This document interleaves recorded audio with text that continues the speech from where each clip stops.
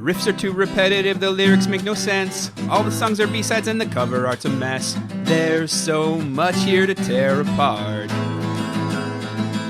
Listen to it for a week, now that we have passed. Here's Why I Hate This Album podcast with Tim and Garrett. Hello and welcome to another episode of Why I Hate This Album, the show where we pick a song or album, listen to it for an entire week straight, and come back here to tell you, the listener, if we hate it and, of course, why. I am one of your hosts, Garrett Harvey. With me, as always, co-host extraordinaire, the Welcome to the Jungle! You're gonna die! To my You Can't See California Without Marlon Brando's Eyes. I don't remember how that song sounds. Extraordinaire Timothy Richardson. Tim, how are you doing? Ooh, Garrett, this has been a frustrating week. Okay, lay it on me. What's burdening you? Well, I mean, I appreciate that you want this podcast to reach more people, to be borderline universal, but I feel that your push for me to translate everything into Esperanto simply cannot be the way to do it. I know that I Gotta cover our bases. You made a good point when you said that I took Esperanto for my high school language credit, but this feels like an intentional waste of my time, right? This week I went through the Esperanto Wikipedia, which, and this is true, does exist, and I just do not think this is going to become the universal language. Like, I'm not sure that the approximately 1,000 native Esperanto speakers even exist, and if they do not seem to share our sense of humor. Listen, you are headed the complete wrong direction with all of this. When you get done with the Esperanto, I have 3 languages that were recently sent in via the email, hatepodmail@gmail.com, that were made up by twins that are listeners of this show.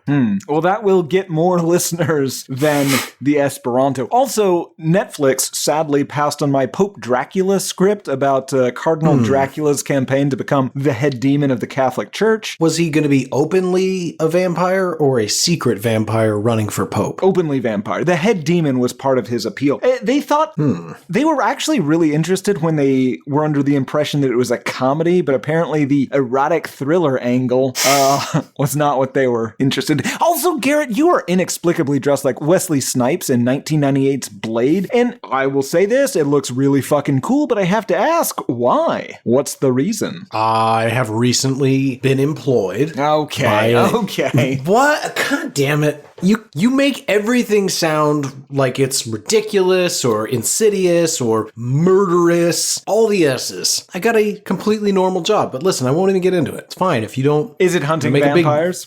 And what follow-up question, is it hunting vampires in a world where vampires don't exist, so you've almost certainly got to be just hunting regular people? Listen, Tim, I got to bring home somebody or this guy's going to stop paying me. Fair enough. Look out, Big Apple vampires. Jesus. Or those that go out at night in the Big Apple, which I've heard is not nobody. Listen, Tim, I do my very best to look for people that won't be missed. But, you know, it's not easy. It's not easy. It used to be easy. Then they got wise to you. I get it. Yeah. Anywho's'll be, new employee aside. And you Tim, look great. You look so good. Like, thank you. You look like Blade. I mean, not, obviously.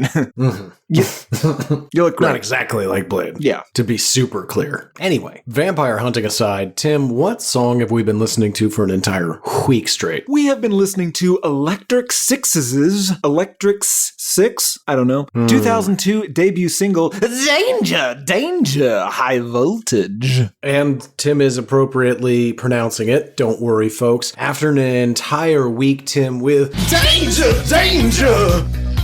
High Voltage. I'm curious. Do you hate this song? No, Garrett, of course I don't. I had completely forgot that this song existed, but I have to say, this thing really shits hot snakes in the truest sense. This song shits, Garrett. This song slaps shits. It slaps. No. It does. You listen. You don't have to redefine the cultural lexicon every episode. Okay, fair enough. We can ride shits hot snakes for a good while. Okay, and this definitely song, never say it slaps shits again. it shit slaps. I don't know. This song ships. And also, Garrett, this week was incredibly fun to dress up for. So we're both dressed. You look amazing. We're both, Garrett, we're both gentlemen about town. Me sort of a nighttime dandy, and you sort of a guy that goes around murdering nighttime dandies under the auspices of them possibly being vampires. Garrett, did you hate this song? Oh my, no. I'm not sure I'm ready to say it shits hot snakes. I am. It's pretty, Because it does. Well, we'll see. I'll explain later why I'm hesitant to say that. Hopefully you can convince me otherwise. But before we get there, I'm very curious, Tim. Prior to this week, and even the last couple of years where we've been sort of mildly discussing doing this song, what's your history with this band, this song? Had you heard it? When did you first hear it? Have you heard anything else by this band? Had you even heard of this band? Everybody needs to know. I heard this song for the first time in college at some point. This was one of those, and I kind of assumed that this was a novelty act, that this was a one-hit wonder, that perhaps they did not have any other songs or albums. We'll get into that in the history. But this made it onto a few mix CDs, etc. I had no idea. I mean, I knew the band was Electric Six, and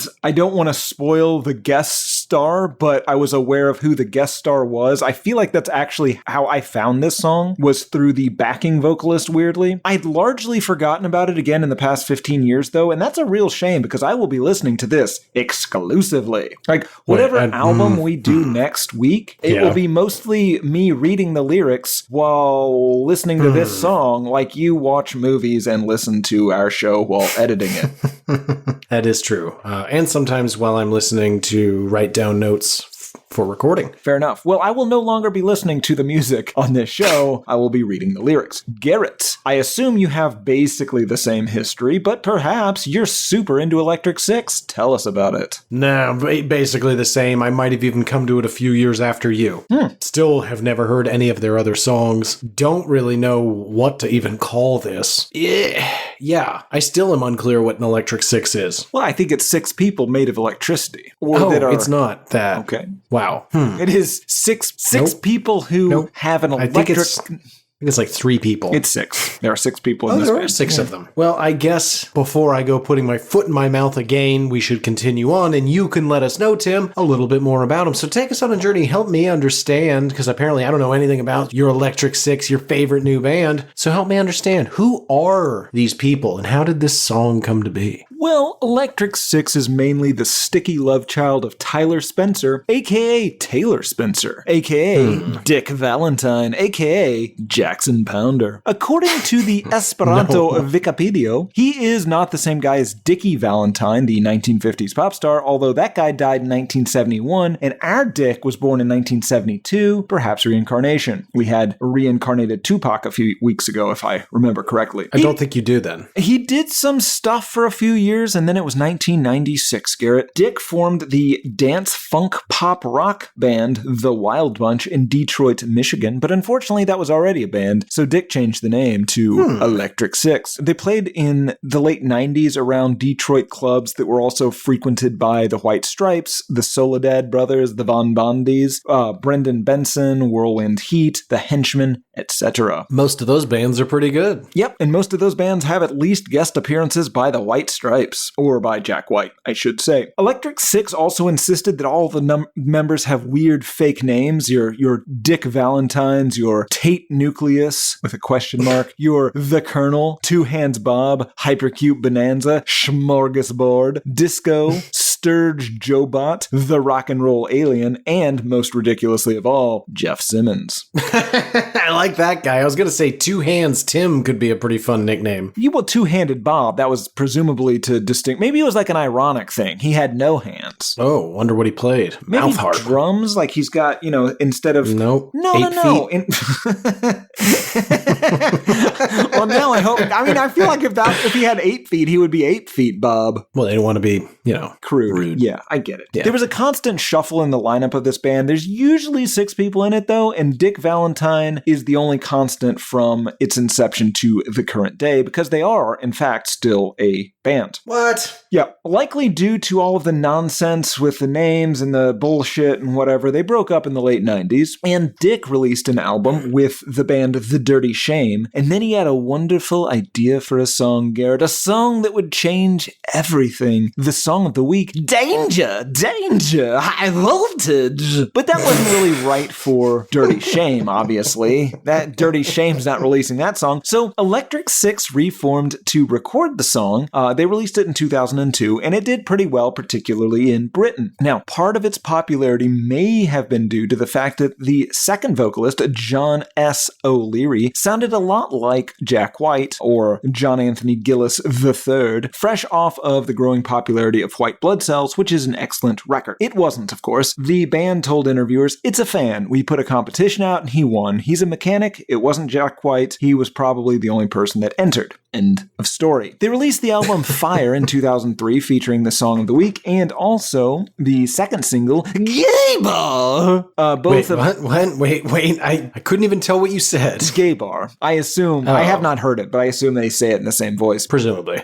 It's essentially Mark Hamill's The Joker voice. But like more ridiculous. Right. Yes, and not joking about anything. Both of these... No, and like a very like tenuous grasp on like the English language, particularly how to pronounce most words. This is a person who has never heard another person speak. He's only read things. This album and the second single, Gay Bar, did pretty well, particularly again in the UK. And that's the absolute last I had ever heard of them. I was quite sure that they'd stop being a thing, but this might surprise you. They will go on to release an additional 16 studio albums. What? Yes, through 2023, and I'll get into all the solo records that Dick made, but it's... Oh, you don't have to. I'm gonna. They played Coachella in 2004, then released a second record, Senor Smoke, in 2005 in the UK and 2006 in the US. That had a cover of the Queen song Radio Gaga on it, the video of which featured Dick as the ghost of Freddie Mercury performing with a band of poodles. Astrophysicist and guitarist Sir Dr. Brian May notably enjoyed the video. Blender also really enjoyed it, saying it was so good it has achieved an advanced modern medicine has long pursued. It restores virginity. It is unclear what that means or if it is in fact correct. Or a compliment. Right. They released the album Switzerland in 2005 and I Shall Exterminate Everything Around Me That Restricts Me From Being the Master in 2007, neither of which, and this is true, restored anyone's virginity.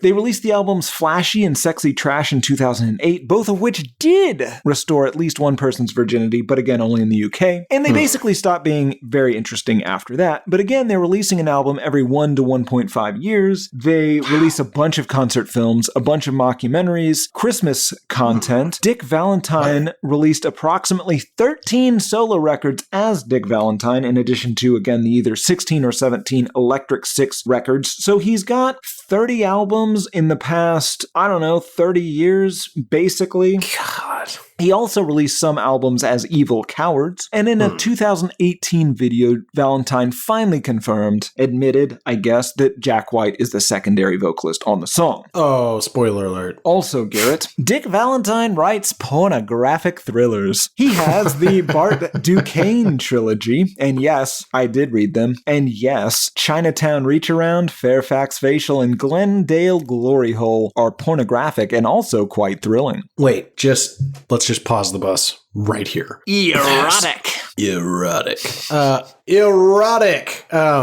It's a thriller. It's a novel. It is a pornographic thriller, yes. They're really more novellas. They're pretty short. Okay. I read 3 books this week, Garrett. They gotta be pretty short. Yeah, that's true. I'm just trying to figure out who that's for. I've left them lying around. The interns seem to like them quite a bit. Because, listen, I'm not judging. When it comes to weird things that people want to have sex to or jay off to, that's pretty low on the totem pole. Yeah, and who are you to judge specifically? I get it. First of all, you have no idea what any of my sexual proclivities are.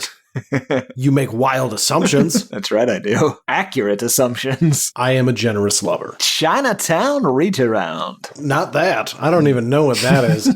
Anyway, back to my point that isn't you screaming reach around in my face. Legitimately, like, okay, we know what half of the purpose is. Eroticism. The other half is to thrill. Yeah, imagine, those Dan Brown books. This is already an off-the-rails metaphor. Please continue. It's like that, but with way more sex and a lot less detail about Renaissance art. Sounds better. I would go as far as to say no detail about that. Like, it sounds kind of like Mr. Mercedes, but in the middle of that book, they just get down. And at the beginning and end, really the whole way through. Interesting. But again, like, this is somebody that wants to read an engaging plot that they find thrilling, but, like, have occasional pit stops to touch themselves. Exactly. Okay. If it helps, he also writes party planning guides and has written a pamphlet on demons, monsters, and aliens that he believes visit him in his home. You've entirely lost me. What do you mean wrote a pamphlet? You know, how they used to do pamphlets, like in, I guess, the 90s when people did scenes, or possibly, I don't know, Revolutionary War times when people were trying to teach others about democracy. Whatever the case may be, he wrote a pamphlet that he then distributed, and the subject matter was the demons, monsters, and aliens that he believes visits him in his home. The lead singer of this band. Yes. The lead singer of this band / the writer of the pornographic thrillers, the Bart Duquesne trilogy, including, of course, Chinatown Reach Around, Fairfax Facial, and Glendale Glory Hole. Those are subtitles? Or those are the the individual books, titles yes. under the Duquesne trilogy? Right. God, I'm gonna have to read these books, I guess. Yeah, you are. This is so weird. May I offer a suggestion? Sure. Do not read the copies floating around. Buy your own individual copies. This doesn't seem like a used book situation, does it? Yeah, no. Used smut. Yeah. Anyway, that's it. Peace and chaos be upon you. Peace and chaos to you as well. Great history, Tim. That is to say, high level. Before we go any further, folks, it is customary here on the show to give you a little bit of a taste. If you're not familiar, go watch the music video. It's asinine. A real delight this week. Even if you are familiar, watch it. Watch it again. Watch it many times. It's ridiculous. But in case you can't get to a viewing device, here it is, a little bit of a taste. The Electric Six and their song, Danger, High Voltage. Fire in the disco. Fire in the Taco Bell. That thing No slaps. notes. Yeah. It slaps. Back to slapping. I guess we can say it slaps. It shits. It shits and slaps. It simultaneously shits and slaps. It's Now, like hold Garrett on while now, he uses wait. the restroom if you kick the door open. It's just shitting and slapping. I can't say it wouldn't be. Now, when you say it shits, are you abbreviating Shit's Hot Snakes, or is this something new? Well, it did come before Shit's Hot Snakes, but I am abbreviating. This shits Hot Snakes. Okay, see, I'm not ready to say that. I might say it shits. Okay, well then let's say it shits and we'll work on the hot snakes as we go through the lyrics and the video. Fair enough. Let's talk about how this is musically. Wow, boy, that's hard to do, isn't it? Opens like a Daft Punk song, very catchy. It's fast-paced, borderline European. It's like disco punk or dance punk. It has you know how the Builders and the Butchers, they have a White Stripes take on bluegrass? Okay, yeah. This has a White Stripes take on disco. Okay, that's fair. I was going to say it's sort of like an American Franz Ferdinand. Yeah. Is Franz Ferdinand not American? Correct. Do we know that? I know the Archduke was, of course, not. Sure. Otherwise, what was the point of that war? Right. I'm pretty sure Franz Ferdinand, the band, is not American. Scottish. Formed in Glasgow in 2002. Franz Ferdinand is Scottish. Right. Any event. Hence my comment. I know 2 Scottish bands. What's the other one? Frightened Rabbit. I didn't know they were Scottish. Oh, yeah. Boy, we could do this all day. Welcome we back can't. to Who's Scottish and Who's Not. Because I only know the 2 Scots. Let's keep going. That's what it sounds like. There's liberal use of guitars, beats, and saxophone. Mm-hmm. Sexy sax. And we've already said it. The voice of the lead singer is insane. It vacillates between Mark Hamill's Joker here, and I get tones of everybody's least favorite South Park episode ever, the Lice episode with "My baby." Yes, that's fair. Yeah, because every word is pronounced like a lunatic would. It's, or more accurately, E's or I's, everything's drawn out. It's kind of how you and I talk. Yeah, sort of. It's like somebody from Eastern Europe who came to the US to make music and is just pretending to have grown up here the whole time.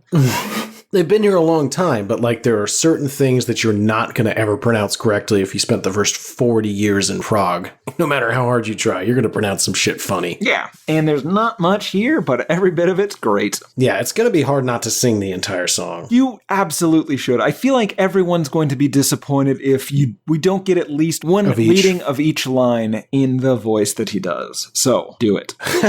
Okay, song begins, fire in the disco, fire in the Taco Bell. And I gotta pause right there. How is Bell spelled? It's like B-E-A-L-L-E, maybe? Yeah, I was gonna go B-I-I-I-I-E-I-L. Yeah. Then he continues, fire in the disco, fire at the gates of hell. Actually, excuse me, fire at the gates of hell. Well, it's got a rhyme, right? This is a be-bay, me-may situation. And this is where things, first, we'll just start right there. Is this literal fire? Is his dance fire? Why are they at a Taco Bell? He actually answered that. He thought it would be funny. No, I wish he hadn't. I'm going to assume that this man is an enthusiast of fire and dancing. And so wherever he goes, he may and will start a fire and then begin to dance about as it destroys the business or home. Yeah, obviously I've seen him in the music video, but I'm picturing him dressed Michael Jackson-esque and just spraying a can, those old school cans of like barbecue lighter fluid, the metal one, spraying it on the floor, tossing a match down, and then like moonwalking through it. Fantastic. Song continues with, and this is amazing. This is where Jack White comes in. Yeah, this is where clearly Jack White comes in. Yeah, my notes say, here comes the most Jack White sounding person ever. He comes in, and I can barely do it because, I'm not a 22-year-old Jack White, but something along the lines of, Don't you want to know why we keep starting fires? that's my desire. And you're just like, okay, motherfucker. We all know who that is. John S. O'Leary, a mechanic. That is not a fan. That is a former upholsterer of trade and band singing on your album. Yes. It's ridiculous. And then that's when the chorus, they come together and they both sing together, danger, danger, high voltage. When we touch, when we kiss, etc. When we touch, when we kiss. Are we getting a Mickey Mallory situation here? Maybe it's not just Dick Valentine doing the fire dancing? Probably. He begins with fire and then's like, what feels a lot like fire is electricity. Let's do some electricity stuff and maybe make out a little bit. Him and Jack White. I'm less into that. It'd be fun. Again, he's dressed like this, and Jack White, I'm assuming, is dressed like Get Behind Me, Get Satan Behind Me, era, Satan. Of course, we're all picturing the exact right thing. God damn it. Jack White's Get Behind Me, Satan look is basically aping Dick Valentine's Danger, Danger, High Voltage look. That's true. It is referenced later in the notes. Let's see. Song continues. Oh, okay. So I don't know if you stumbled onto this. There's 3 versions of this song. I didn't. So there's the original. There is a quote-unquote remix that is subtly different.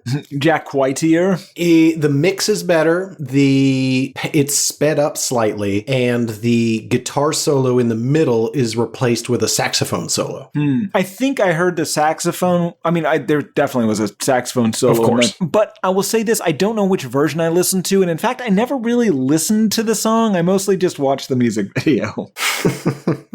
Fascinating. And then there's a 2025 re-released at the end of February 20th anniversary of this song, which I say sounds the worst. Well, you've read all the lyrics. He shouts lover. That's true. Let's see. The outro. Fire in the disco. Oh, there is, at least on one of the versions, a fairly big guitar solo. Wonder who that is. I assume the saxophone is also being played by Jack White. I don't know that he plays the saxophone, and it's but he did that day. Definitely too good for him to have played it, but... Yeah. It Honestly, this song does remind me of, what was that dude's name? Ezra Furman? Was that band? Yeah. The Harpoons, Yeah. Yeah. Ezra and the Whalers, or Ezra and the Harpoons, yeah. Oh, yeah. Something like that. Yeah. He's a lady now, so we should say her. Oh, sorry. I believe.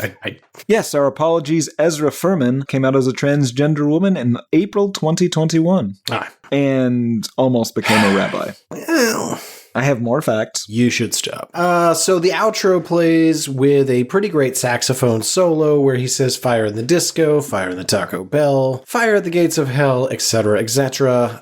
We're all pretty familiar, and it's great. It's great. There's really no reason to dislike it, but it is nothing. It is hogwash. It is dog shit compared to this music video, Tim. Yeah, here's the thing. This music video, care to guess how many people watched this music video to the nearest million? 3. Yeah, that's low. 11 million. And I would argue that is literally thousands of millions too few.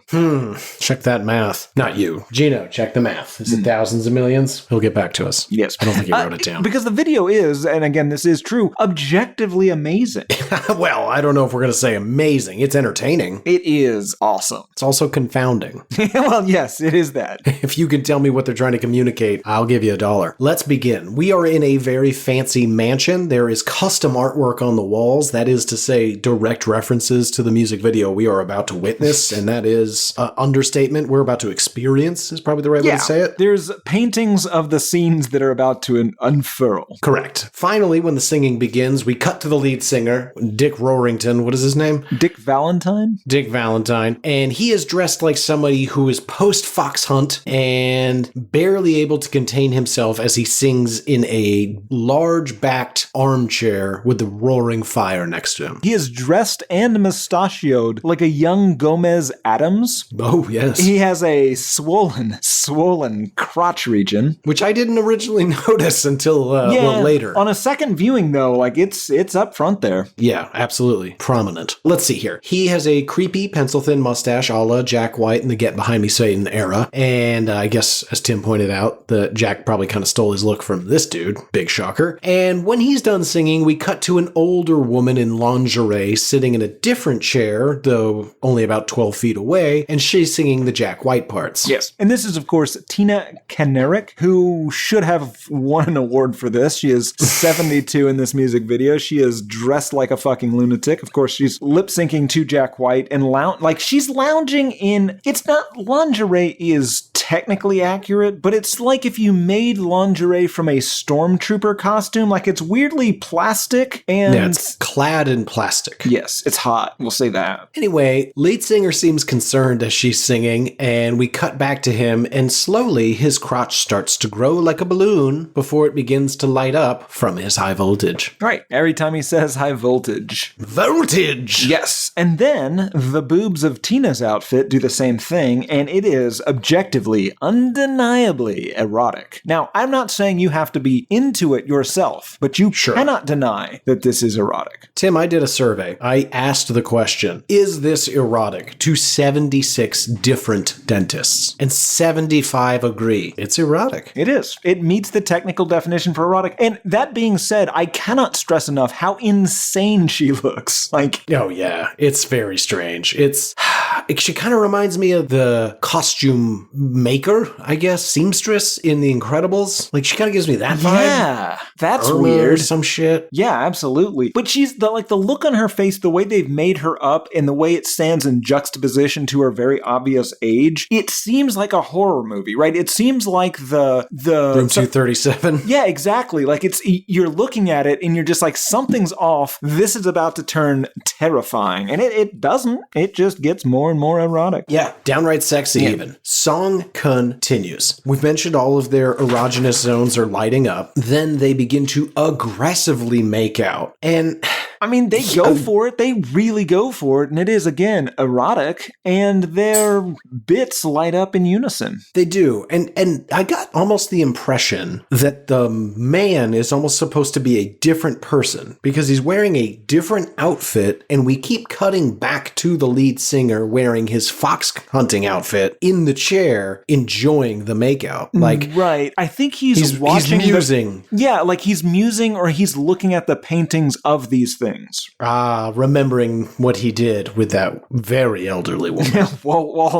it was painted. Yes. And this is the kind of, like, they're making out to the point where if this were a younger woman, like if this was somebody that was his age or younger, like this would be, you'd be like, we should probably call somebody, right? Because he's clearly using his influence to take advantage of this poor young thing. It's Roles great. Reversed. She's just great. getting him. Yeah. And hey, he's into it. You can tell. You can tell because of the lighting His dick lights up. Yeah. Right. Cut to them riding a moose together, dressed... A stuffed moose. Yeah, well, of course. Dressed like one of the more adventurous Roosevelts. Again, this is from one of the paintings. And they begin making out aggressively. Yeah. And the moose also has a light-up wiener. And all three of them have light-up outfits as they make out. And the sexy sax begins to play. And keep in mind, we're not making this up. This is a real music video. You've seen it by this point. You know what we're talking about. Erotic. Yeah, this is not a bit. Erotic! Then we get a close-up of all the paintings again, revealing, hey, remember these? These are all the scenes from the music video you just watched. Wasn't it uncomfortable? And it was. Then there's a lot more groping and smiling before the house catches fire and a painting of the two of them burns. Well, sure. Okay. The look that they give each other when they smile, it implies to me that they made passionate, sticky love for reals.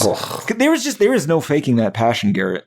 Wait. You were saying they had real penetrative sex in the filming of this music video? Not in the filming, in the preparation for it to get the look right. Oh, of course. Yeah. Of course. I think that's common practice. Yeah.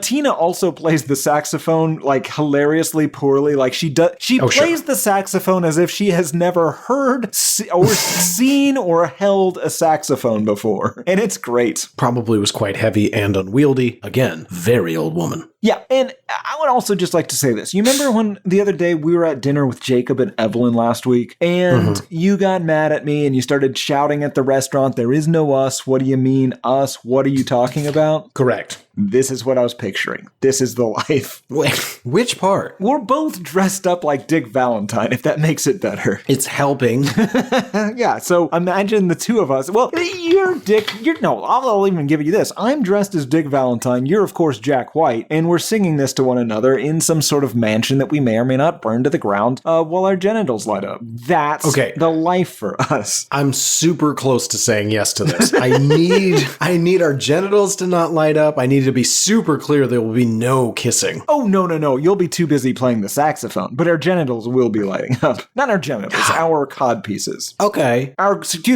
cod's piece. Listen, I am willing to say yes to this on the record. I just still need you to not ever refer to you and I as us. Just ever. There's no us, Tim. Would you settle for a we? Yeah, we's fine. Yeah, all right. This is what is we. See, it just sounds weird. This is what is us. That is how it's said. We're getting a mansion together. I regret this. Or at least decorating our couch bedroom as in the mansion style. Listen, if you want to start dressing like Christopher Nolan and make the inside of our apartment look like some sort of 18th century manor, I am on board for this plan. I will dress like Christopher Nolan would have dressed if he were born 100 years earlier. Even better. Some sort of Edgar Allan Poe situation. Yeah, I'm going to shoot awesome. A lot of foxes. That's fine. Foxes are kind of assholes. They are. Well, they give you the impression like they're all like nice and stuff. No, they're don't. Not nice. They'll bite you immediately. Yeah. Well, they look like they're smiling. Yeah, they're growling at you, and they're so rabid. So rabid. I heard that you can put a man in a coma and let him just ride out the rabies. Ooh, I don't think that's a good idea. I didn't either, but the doctor insisted it would work. Did you lose that intern? Are you still in a coma? Yeah, he's still in a coma. Oh, Coma Rick. Anyway, Tim, how'd this thing do? This did okay. It was a #1 single in Scotland and a #2 single in the UK, and it hit number 15 on the Dutch Top 40 Tip Parade. All right. What do people think of it? Well, Garrett, I have a Robert Christgau review for the album this is on, if you'd like to play that game. Yeah, fuck it. Let's do it. Heard no other songs from this. Listen, I know how to interpret Robert Christgau. I don't need to hear any of the music anymore. Fair enough. Hey, I thought our quote-unquote scene had dibs on rockin' affectation, but since Iggy invented the shit, it's only just that these Detroiters do it better than Interpol, etc. Nukes and conflagrations, gay bars and MILF porn, discos and Taco Bells, their metaphors know no conscience, and not much sense. They exist only to rock your world. If you don't let them, you're the stupid one. Garrett, what did Robert Christgau think of the album Fire, which we have not heard? I'm going to say he gave it a solid A. Very close. A minus. God, I wanted to say A minus, but he always gives it shit higher, just slightly higher than I think. All right, still very close considering I've heard no other song on this album. Yes. And everything he said was nonsense. Do we have any other reviews from slightly less crazy people? Well, we have 13 total Amazon ratings, 4.6 out of 5 stars on average, 74% 5-star, 0% 1-star. Samuel W. DeGraff titled his review, Zounds, from 2003. Is he a cartoon character? Yes. It is truly an amazing come-out-of-nowhere album. He sounds like the lead man. He's making fun of his own voice. Captain Beefheart has returned from the dead? ? And the video. Wow. Never has kissing looked so much like eating porridge. Oh. 4 out of 5 stars. 4 out of 5 stars. Yeah. Such high praise. Couldn't get to 5 stars. Yeah. Eating porridge. Now, Tim, I can't stand to be in a room with somebody eating cereal or a salad. I can't imagine somebody eating porridge. Very sloppy. I hate mouth noises. Yeah. I hate them. Yeah, you do. On YouTube, Old Castle 1066, 6 years ago, she looks like my old high school teacher, and he looks like my dentist. Frowny face. Why frowny face? I don't know. Didn't like that dentist. Okay. Beatle Maniac 1983, 10 months ago. Honestly, Jack White needs to stop thinking he's too cool for school and start performing this song. He's phenomenal here, even if it's a silly ditty and not serious brooding rock. I'm surprised he's never done this live. I am too. I guess he couldn't admit to it until 2018, and then he was too busy with that god-awful boarding house Reach. No, oh God, you're right. That is the boarding house. He's got like 3 albums I will absolutely never listen to. No, I like the 2022s. And I like the most recent thing. I love the most recent thing. I like the acoustic 2023. Yeah, I was going to say, I'll do the slow one. The fast one can eat a dick. Yeah, this Q-Tip collaboration. George 5737, this was my wedding entrance song. What's a wedding entrance song? It's when you approach the altar. I don't think so. I think it's when you like come out from like hiding after the ceremony and you're like, ladies and gentlemen, Mr. and Mrs. Timothy Richardson. Oh, no. Danger! So I went to a wedding in Arizona recently where the boy came out to Here Comes the Sun. Really? Yeah. And then his wife had some sort of wedding, the traditional song. The wedding march. Yeah. That was the wedding with the guy that was like Chris Robinson, but with more feathers in his hair. That wasn't recent at all. That was a long time ago now. Yeah, it was a couple years ago. God, I didn't know the guy got his own song. What song would you come out to? This. Now. I'd go like, I got a brand new pair of roller skates. Ooh, like, Beck's Sex Laws. That's a great pick. Especially, listener, if you've seen my dance to it. It's choreographed. A lot of finger guns. Yeah, it is. Sinner Boy 88, 2 years ago. My friend Steve used to love this song. I always remember him singing it in history class when we were kids. He died a few years ago. Not really sure the full circumstances. Drug-related, I think. Maybe recreational. But he was into bodybuilding, so maybe something to do with that. But this song always reminds me of him. Steve catching strays in the comments. Yikes. Jesus Christ. I'm sorry. Stevie. Oh, Stevie. Great. My God, let's end on that one. That was great. That person's insane. Sinner Boy 88 and your buddy Steve, who died of either recreational drugs or maybe something to do with bodybuilding. Oh, God. Just besmirching poor Stevie. I imagine he crushed his neck doing bench press while listening to this song. It happens. It does. Every year, 2 people die with bench press crushing their neck while listening to Electric Six's Danger, Danger, High Voltage. Your version teeters so close to Christopher Walken. It's insane. Yes. Tim, who's this for? Everyone.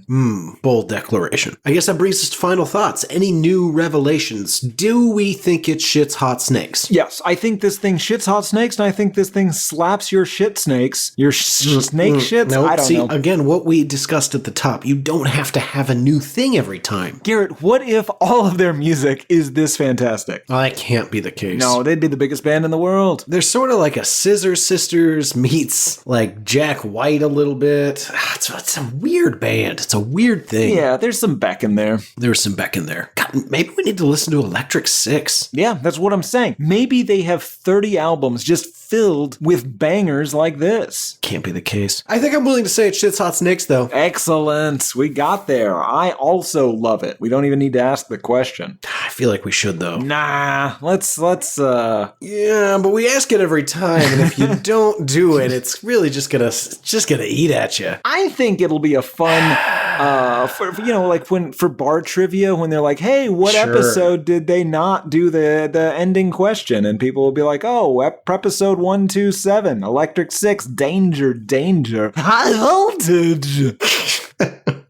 Master of voices. I assume I'm blowing the microphone out every time I do that. Yeah, that's... God damn you. Anyway, yeah, you don't hate it, I don't hate it. Shit's hot snakes. That brings us to listener mail. Tim, you want to go first, or should I? I definitely want to go first. Okay, I mean, there's no way I don't know what email you're going to read. I imagine you don't. This is from Brennan, and it's called... I know exactly which one to read. Cunnilingus for Christ. That's how you get our attention, folks. It sure is. Hey, Timmy Boo and G-Parm. I was listening to the Cardi Playbee, or whatever that fucking dude's name was, episode, and the quote-unquote prayer before oral is a good segue to a better question. How kinky is too kinky for Christ? How kinky can a monogamous Christian be? Like, as long as they follow the main rules, can they do German stuff in a locked basement room? Is it a spirit of the rules deal? I don't know what that means. Hold on. Let's just pause right there. A lot of questions being asked here. As long as they follow the main rules, can they do German stuff in a locked basement room? 3 questions. 1, what does he mean by main rules? Like No commandments? gay stuff. Oh, okay. Yeah. Or stuff involving okay. like crayfish, anything shellfishy. Yeah. Milk and meat, no undergarments with mixed fibers. Definitely no gay stuff. Welcome to the German house. Tonight we have all the most kinky things for you. We get the milk and the meat and we put it all over your body. Oh, I can't. I'm Christian. What? Yeah, I mean, but it seems to be, I assume that this is catering for an Old Testament kind of thing. So it might be a welcome to the German house. We have Tuesdays are kosher nights. Okay. Oh, okay. So back to my questions. So you answered the main rules. 2, we're not going to answer this, but I love that we're now just classifying a category of pornography as quote unquote German stuff. That's amazing. Yeah. Good job, Brennan. The rest of this, terrifying. And then 3, why a basement? Why is it locked? Why are they in a locked basement? The shame. You don't want your Christian neighbors to see. Okay. Wow. Do it underground. You are right there with these answers. That's fascinating. And then last question, I guess. I thought that was it. One more for you. Spirit of the rules deal? Oh, as long as like your intentions are good, if you slip up a little bit, it's okay? Probably.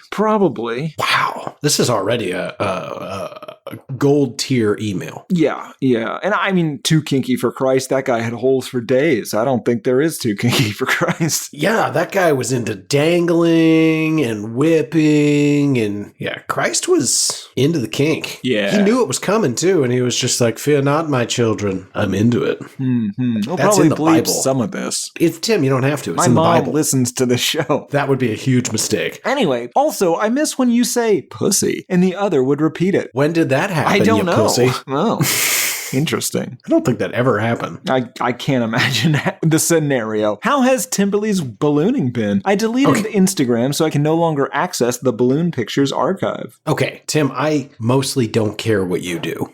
Obviously. Stop your ballooning. We'll see. It's so dangerous. It's not the most dangerous thing I do. No, it's the second most dangerous thing you do when you get into murder machines, aka helicopters. Yeah, but you're forgetting about my nighttime part-time. That is the third most dangerous thing you do. And honestly, I don't know that you're in danger. I think that you are very much Walter Whiting. You are the danger. But your hot air ballooning is completely out of your control. And as we all know, a helicopter's natural state is smashed into the earth. Yeah. Or the water. Sure, as long as it's careening without control into a surface that will certainly kill you. Right. So to answer your question, it's been great. Also, I had a teacher named Tim who looks a suspicious amount like Tim Richardson. No bits or goofs, this teacher looked just like Tim with actual hair and frequently made triangle shapes with his hands because it was an ongoing bit we had as a class that he was some kind of high-ranking Illuminati official. When we placed the bottles of rancid food to explode in the ceilings over the summer, we skipped his room. Thank you. As Tims, we appreciate that. Sorry for the long-ass email. I try not to spam and send it as a single missive. In Gino's name, allegedly. The real Captain Major Laser, aka Brochacho, aka the guy who comments Timmy Boo on every Spotify episode, aka Brennan, apparently. Good stuff. Brennan, great email. Tim, decent job reading. Well, we'll clean it up in post. Yeah, I think that's gonna stick. I feel like it's the gum I insist on chewing, right? Right. And, well, it's not that you insist on chewing it, it's that you insist on chewing it and poorly hiding it from me at the same time. Yeah. Well, it's too much gum. I don't know why I don't just go with one piece. Garrett, do you also have a listener mail that involves any sort of, kink? Couldn't tell you. I never read past the first sentence. But I do have plenty of emails. You, of course, took my email, selfishly, as you always do, but I come prepared for your selfishness, so I have another email. I don't even understand the title of this. It's from Steve. Steve says, PB Cartographer is way more sophisticated and dangerous than he appears. Ooh, I get it, but I don't think we should share it on air. Go for it. All right. Steve writes, Gartholomew and Tim. Good day, gentlemen. I hope you are well and unburdened by attacks from outside the linear concept of space and time. We are. Well, thank you. Not entirely. Space, not time. No, we don't know what you're talking about. How am I not myself? Upon hearing your fabulous episode on Plow Butter Corgi, is this the same dude? How do they have the same fucking bit? Anyway, upon hearing your fabulous episode on Plow Butter Corgi, I have come to the conclusion that Pan Bastard Clumpy is in fact the West Campus Strangler. Oh, buddy, you're way off. This should be concerning to Tim especially, since I'm convinced that he is or was actively trying to pin the stranglings on Tim. Yeah, a lot of people try to pin stuff on me. Stuff I didn't do. Well, some of that's true. I'm going to say this, Garrett. There is a new fucking park strangler that's operating in our neighborhood, and I swear to God, I am not taking the fall for this one. I will go to that park every night, and I will figure out what's going on, and I will use my thumbs to stop it when I find out who is responsible. Bring that man to ocular justice. Yeah. With your thumbs. Okay. Email continues. I know what you're thinking. He was... Oh my. He continues. I know what you're thinking. He was just a boy when those stranglings occurred. Yes, that is true in one timeline. However, I have it on good authority that within the next 8 years, Pickleball Cody and Travis Scott will succeed in a ritualistic crushing of 400 humans at once. That is the correct number to be simultaneously pulped to one... There's a typo, and this is insane. I'm sorry. That is the correct number to be simultaneously pulped to open the gate. Don't ask how I know, and maybe bleep out the number to avoid copycat crushers. That's smart. Yeah, he's thinking ahead. Once this mass crushing occurs, Pixel Boob Candle will be able to step in and out of time as he sees fit, strangling all he chooses. This is so fucking crazy. And we all know that he likes strangling ladies. Allegedly. That is true. He has been accused of strangling women publicly. Who are we talking about now? Playboy Cardi. Oh, yes. If you can amass a cowboy armada to stop the crushing in time, you may retrospectively, I don't think that's the word you wanted, you may retrospectively save some lives and clear your own name. Well, I think because those people are happening, it's a time dilation issue, or... Right. There's a wormhole. How am I not myself? Email continues. With all that business cleared up, I would like to suggest some bad music for you. Wow, I love that we go through all of that time travel, excessive use of other words for Playboi Carti, warnings to Cowboys Armada, and then he's like, oh, Frankly, by the way, I didn't understand a goddamn word of it. I managed to follow. So he's saying It doesn't matter. I don't care. Fair enough. So I think it would be appropriate to cover some of the works of Suicide Boys. They have $signs for S's. I've heard some of a song of theirs and it hurt my ears so much. Here's It's the emo problem. face tattoo rap. Well, that does sound great. I may have to retract my problem. Given the name, we're not going to be able to put that on the internet without it being buried by the goddamn censors on social media and Apple and YouTube. They shadow ban us, Garrett. That's what they're doing. I think they're actually just overtly banning us. There's not much of a shadow to it. What was the one we just did? Brat. Oh, yeah. That Got thing- taken down in 2 territories. Oh, the emails kept coming. It's like 6 now. Good. It set a record for most number of country bans. Thanks, Obama. No, I'm sorry. That's unfair. Thanks, Joe Vladimir Biden. Putin. That was one of the countries. Yeah, I know. It always is. They have very tight copyright laws there, apparently. Apparently. Email wraps up with, I hate it and you should too. Also a good song for a Prepisode would be Owner of a Lonely Heart by Yes. Despite its commercial success, I heartily dislike the inexplicable horn bursts and piano down a staircase breaks. Have an excellent day, Steve. That's a fun song, Owner of a Lonely Heart. Alrighty, Timmy, that brings us to Music News of the Weird. You want to go first or should I? I'll probably go first again. Wow.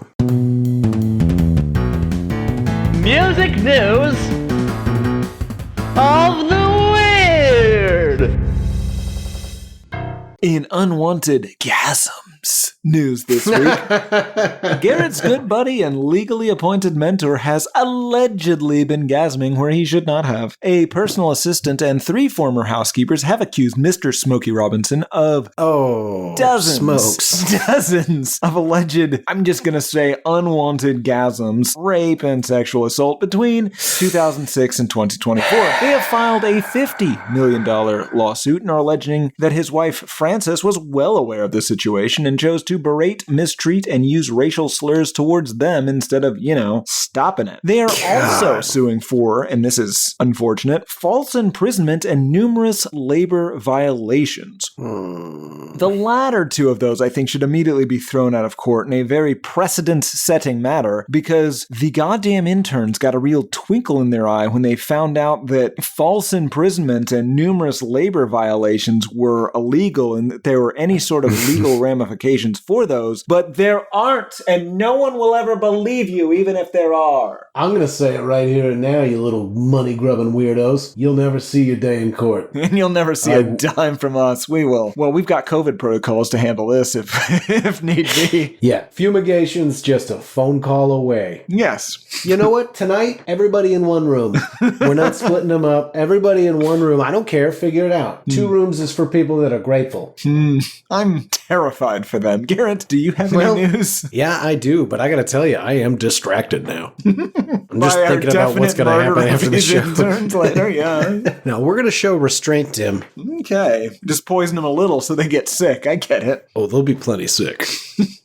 What news do you have? starting fires? Yeah, I've got some news. Allegedly, Tim, police in Brazil claim that they disrupted a violent plot to detonate explosives at a Lady Gaga record-breaking free concert that drew an estimated 2 million fans to Rio de Janeiro. 2 people were arrested on Sunday in connection with the alleged planned attack, which was reportedly planned by a radicalized group that promoted hate speech against the LGBTQ plus community. I was 90% sure you were going to say which was reportedly planned as a goof. That would have been ridiculous. Sort of, but God, it would have killed a lot of people. Yeah. The officials said that the group had been attempting to recruit teenagers online, encouraging them to participate in violent acts using Molotov cocktails and homemade explosives. The suspects were taken in on charges of illegal weapons possession. The police operation involved raids across multiple states and the seizures of phones and electronic devices from 15 people believed to be connected to the plot. And here's the really interesting part. While they were investigating these alleged threats and this conspiracy to blow up several people at a Lady Gaga concert, nobody from the Brazilian police saw fit to mention it to Lady Gaga. Perhaps they were doing some sort of trap. Have you seen that new M. Night Shyamalan movie? Oh yeah, Maybe they were doing something like that, but not telling her. Maybe. Spoilers for the movie Trap by M. Night Shyamalan. Unclear if you've spoiled anything. Yeah.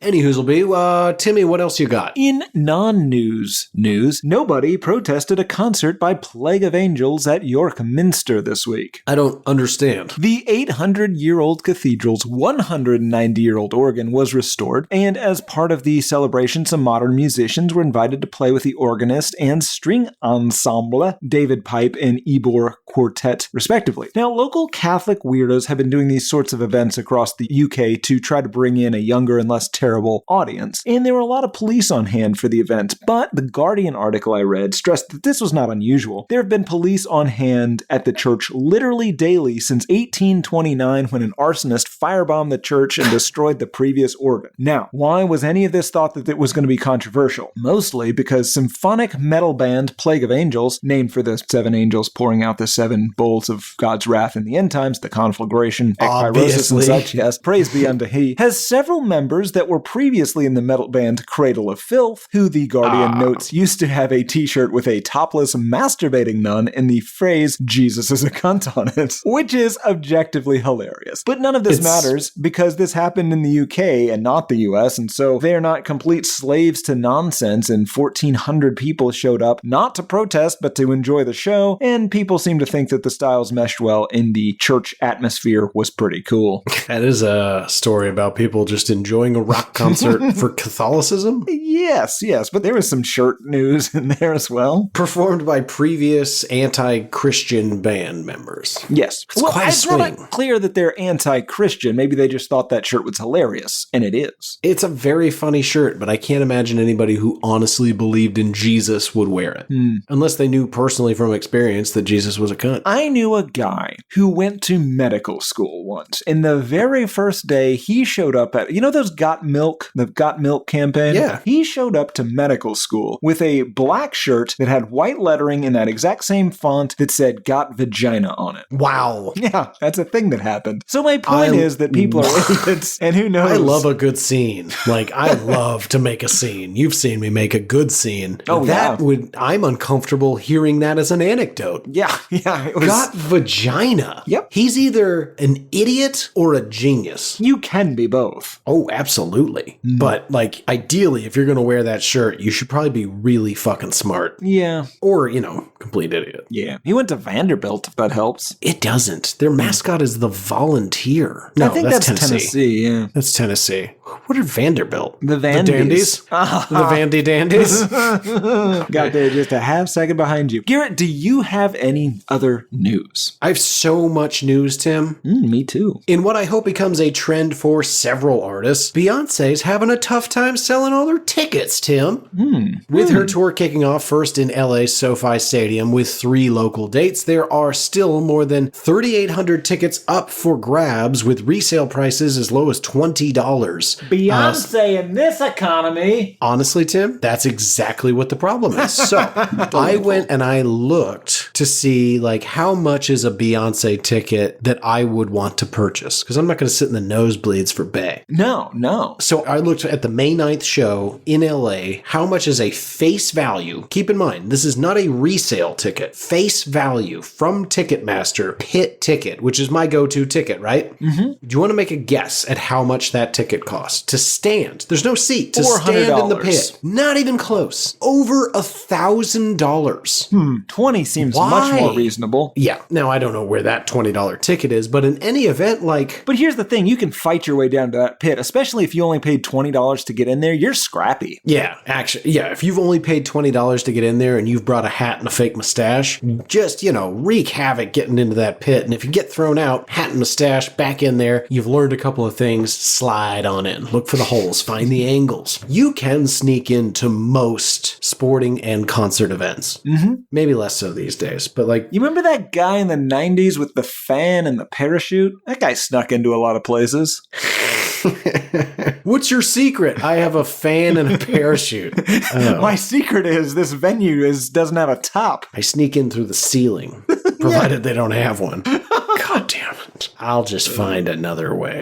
Tim, what other news do you have? In Atari's news, Garrett's all-time favorite band is, of course, the Ataris, not False. least due to his constant interaction, at least until 2014, with William Charles Rowe, father of lead guitarist and lead singer Chris Rowe, and now a dead man. You see, Garrett, for a small fee, you can own some of William Charles Rowe's corpse, because Damn it. the Ataris are releasing a new album, and they are also selling a limited edition 7-inch vinyl with some of Billy's ashes pressed directly into that record, which can be purchased for $50 at HelloMerch.com. Now, it is, of course, illegal to sell or purchase human remains in Florida, Georgia, Massachusetts, Missouri, New Hampshire, South Carolina, Texas, and Virginia. But thank God we live in the enlightened Big Apple where we can buy some of this dead man's body. And if you don't live in any of those states, check out our merch store now for some Why I Hate This Album collectibles. And also, if you do live in those states, we'll give us $100. We'll get you that vinyl. Also, the single that contains the human remains is for a song called Car Song, which is apparently inspired by singer Chris Rowe purchasing Walter White's Volvo from the last season of Breaking Bad, which he exchanged to a producer for studio time. Apparently, it came with a certificate of authenticity from Bryan Cranston, but did not include an M60 in the trunk, allegedly. You know, I learned this fairly recently. Certificate of authenticity, completely meaningless. Oh yeah, I make them up all the time. Wow. Yeah, I buy clothes at thrift stores and I sell them as your clothes with a certificate of authenticity signed by your very own hand. Which is not, of course, your hand. It's mine. Yeah, well, that's disturbing for like 5 reasons. We'll go with the top 3. 1, you live with me, you could just take my clothes. Yeah, 2, why are you selling clothes that are allegedly mine and why are people buying them? Huge market. I don't know why. And 3, where's my money? It has nothing to do with you. Again, I didn't take your clothes. I mean, What the fuck you're talking about? I bought those clothes well, granted, I used your money to buy the clothes, but I bought those clothes fair and square from the thrift stores, and then I resold them. So I bought clothes, and then they were sold online as my clothes. Yeah, I what mean, part of this is you? And you don't know how to these use the things. online sales. So one of the interns did that. Oh, I'm doing What this did in person. This is not, Garrett. This is In not to person. listeners of this Is that what show. the beeper is for? Is that what all the pagings have been? No, that's a different thing. Garrett, do you have any Unfortunate. news? I wish you would tell me what the beeper is for. In Gene Simmons is still a piece of shit news, Gene Simmons is still a piece of shit. He is offering a rock and roll fans the chance of a lifetime on his upcoming solo tour. Not even Kiss, his solo tour. For the low, reasonable, completely not insane price of just $12,495, you can be one of his roadies and or personal assistants at a concert ticket not included, but you do for some reason get a bass guitar out of the deal. Now, This is the most confusing series of what? yeah, the fact that you don't get to watch the show is confusing. Well, So of you're course a roadie. everyone's like, hey, Gene Simmons, this is insane. What's going on? So Gene felt it necessary to address it. In a recent interview, he defended the price saying, quote, and it's going to be hard to not read this like Donald Trump because that's what it sounds like. He says, quote, I'll tell you why. Because nowadays everything is so litigious. That's a big word. Like Oh God, this is a Trump quote. yeah, okay. No I one's gotta ever start heard over. that word before. I said it first. Yeah, what a big word. Like gymnasium. That means everybody sues everybody for no reason. So if you get a paper cut, somebody gets sued. And that's just the way life is here in America. Much more in California, by the way. It's crazy out here. So I can't even, if I wanted to, bring out and do roadie for a day with 10, 20, 30, as many people as we'd like. And so we do one. Because the insurance costs for that are so astronomical. And so this ain't cheap. It's not for everybody. And for that one person, you do have to pay premium numbers. That's just life. End quote. Simmons then added, because he can't keep his dumb, stupid mouth shut, quote, somebody has a bad experience and they sue you. And it costs you hundreds of thousands of dollars. You need insurance for everything. Do you have a car? You've got insurance. Everything in life, apparently. In fact, you buy anything, a tool, they give you insurance. Would you like to have 1 year, 3 year, 2 year? Everything's insured. End quote. I think he's planning on molesting this roadie for a day. It's very unclear what you're buying. You're getting an experience. You're buying Gene's wandering hands. You know what my assistant does for me before every show? I do. Yeah. Here's a bass guitar, you whore. I paid for this. Yeah, so much. Track? Tim. Uh-oh. Anybody smell toast?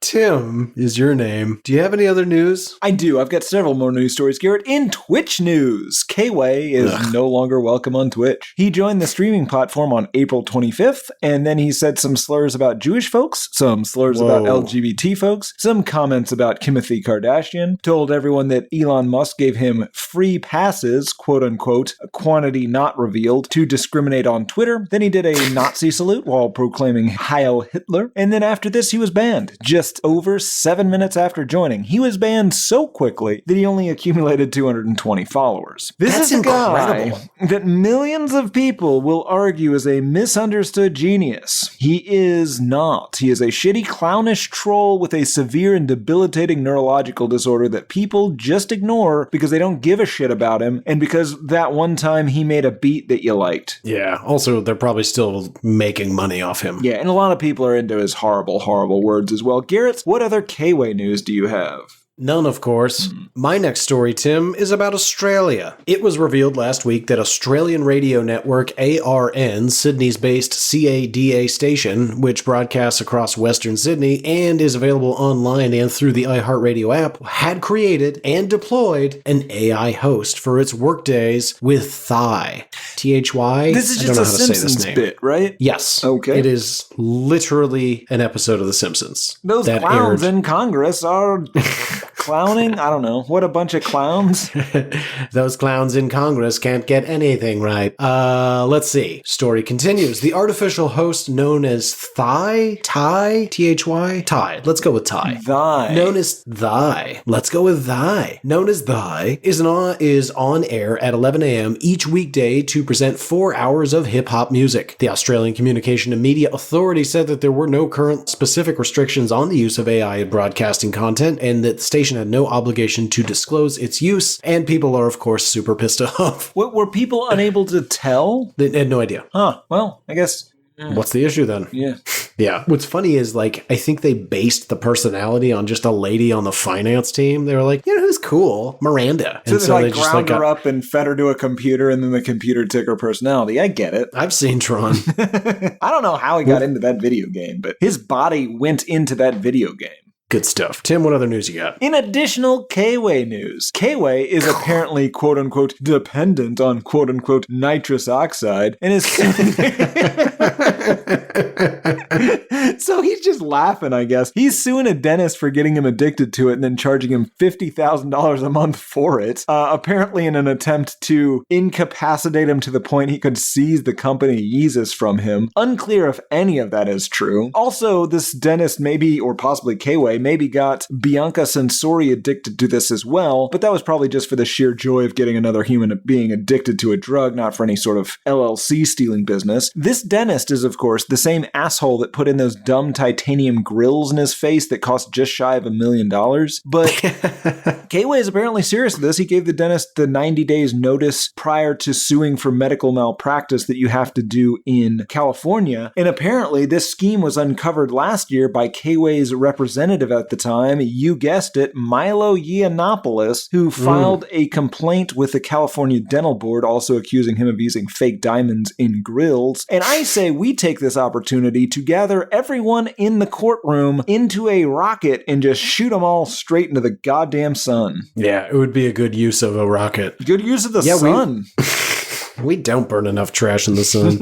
God, yeah. We reported on this alleged dentist abuse when it first was voiced, but I did not know there was going to be a lawsuit. Very interesting. Yeah. And you heard him. Garrett thinks that K-Way is sun-burning trash. Yeah, he repeatedly... That's demonstrated. Yes. Yeah, he repeatedly praises Adolf Hitler. That's trash. Doesn't matter what else he's done. Yeah. Trash. Also, he's got, like, metal teeth. Yeah, I think he's like you remember that James Bond villain, the Jaws guy? And he would like bite through cables and stuff. Maybe he's doing that. He's like become a henchman for like Elon Musk, perhaps. Oh, maybe. He feels more like just like a crappy villain. Like, did you ever watch Inspector Gadget? Yes. Yeah, he feels like, what was that guy's name? Claw? Dr. Claw? This is just like Dr. Chompers. Ooh, now that's a great album name. He looks so stupid. He's fat and he's so wild-eyed and he has metal teeth. And he's got that dumb wife. That poor lady. Constantly. And the thing about it is we usually see stills of them because I don't really want to see them on video, but apparently the stills are the only point that they're not like cackling due to their nitrous oxide addiction. God, who would have thought when he was with Kim Kardashian that somebody could have come from the future and been like, he's gonna marry somebody that makes her look like fucking Einstein. It sure is. Absolutely. And I feel horrible for that poor woman. I think she is trapped in a alleged abusive relationship, allegedly. But yeah, but then again, perception. it might be her kink. Yeah, maybe they're happy as could be, or maybe they're just blasted out of their minds on nitrous. Yeah, one can only hope. Garrett, do you have any other news? Yeah, I sure do, Tim, and this is important. Metallica will be revisiting their 1996 album, Load, with a remastered reissue that will be called the Super Deluxe Edition that will clock in at not 1 hour, not 3 hours, not 10 hours, 15 hours, not even close, Tim. 2 hours. 17, 19, 23, 28. Gino's pointing higher. The Super Deluxe Edition will clock in at 30 hours. Oh, God. Charles already has this pre-ordered. Yeah, he does. He's sad, man. Much of it unreleased music. Now, do you think that's going to be unreleased takes, or do you think they have 30 hours of unreleased songs from the Load era that are not good enough for Load or Reload? It will be a mix. Okay. The Super Deluxe Edition will have 15 CDs, 6 LPs, 4 DVDs, and tons of unreleased extras from the Metallica vaults. Because here's the thing. I've listened to approximately this amount of material, the Neil Young archives, spanning 1963 to, at this point, I don't know, 82 maybe? Wow. And I don't need any of that. Actually, no, it's like 76. Largely, there are no additional songs that I think are keepers. The only good things are occasionally there's a really good like solo acoustic show where he does a version of Sugar Mountain or Powderfinger that I'm like, that's cool. That's it. Yeah. No one needs... Chrome Dreams does not have additional songs on it that I haven't heard on... Ugh. Yeah, I know. It's not... There's a reason you didn't release that one, Neil. Yeah. So instead, folks who buy this pile of garbage will get riffs, demos, session takes, rough and alternate mixes, cool stuff, slick stuff, neat stuff. You know, soundboard tapes, and more. So the set houses apparently 245 quote-unquote unreleased songs.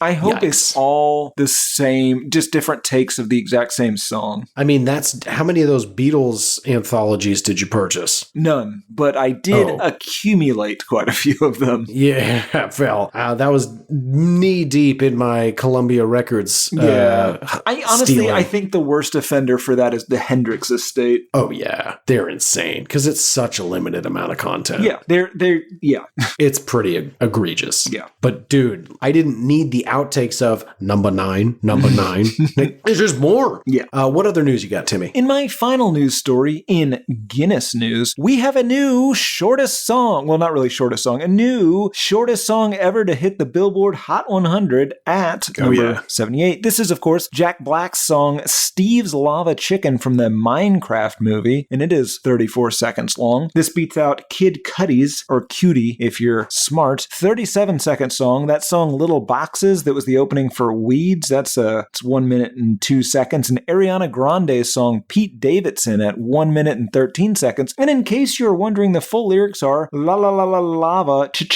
Chicken, Steve's Lava Chicken, yes, tasty as hell. Ooh, Mamacita, now you're ringing the bell. Crispy and juicy, now you're having a snack. Ooh, super juicy, it's a lava attack. Picture Electric Six performing that. Basically, it's a James Buffet song. And in case you were wondering, Ariana Grande's song Pete Davidson is basically about how happy she is that she is definitely going to be with her soulmate, Pete Davidson, forever. Embarrassing. It is. It sure is. Garrett. Did you see that guy's getting all his tattoos removed? Ooh, so he can have more skin for more tattoos, I bet. I don't know what it is, but it's like he's deep in the process. It's wild. Anyway. Any other news from you, Garrett? Well, Tim, my last story is a story and an announcement.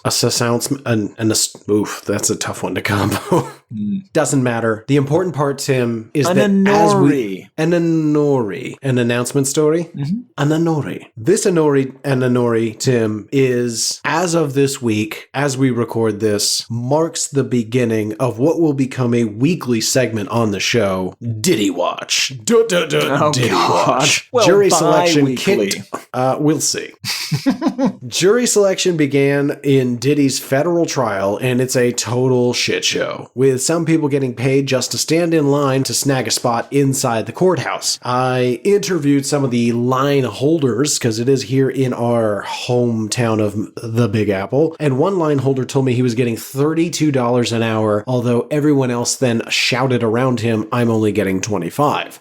So, not sure what that guy got the extra bucks for, but he was near the front. I wish we had done this. I was dismissed from the jury pool. Oh, that doesn't surprise me at all. You have a lot of controversial opinions. Most of them about Diddy. I can't imagine. I could see your love of the Godzilla movies being an eliminating factor on its own. This was the controversial opinion on Diddy. Yeah. I just don't think a man I'm not going to say it. My point is... Don't even say it again. You've already been held in contempt by the fine city of New York and the state of New York and the federal government. Why be held in contempt with our audience? I feel like so much contempt. But I will refrain. Good call. Tim, what album are we talking about next week? Something called Jimmy Eat World's Bleed American. I couldn't tell you what's on it. I guarantee I know at least 2 of the songs. I bet you I don't hate it. Well, we'll try and get you there. Okay. That's going to do it for this week, though, folks. As always, rate, review, subscribe, follow, comment, all that good stuff. You can reach out to us on email. That's hatepodmail@gmail.com. Instagram's hatepod, Twitter's albumhatepod. I'm G Harvey Tweets. We want to hear from you, your thoughts, your ideas, your opinions about Christian cunnilingus. You name it, we want to hear about it. But for this week, I have been one of your hosts, Garrett Harvey. I have been the other, Timothy B. Richardson. And on June 5th, 2017, Garrett B. Harvey said, "I, for one, am interested in learning more about the Sky's innovative plan for livestock management and transportation logistics." I do not remember saying that.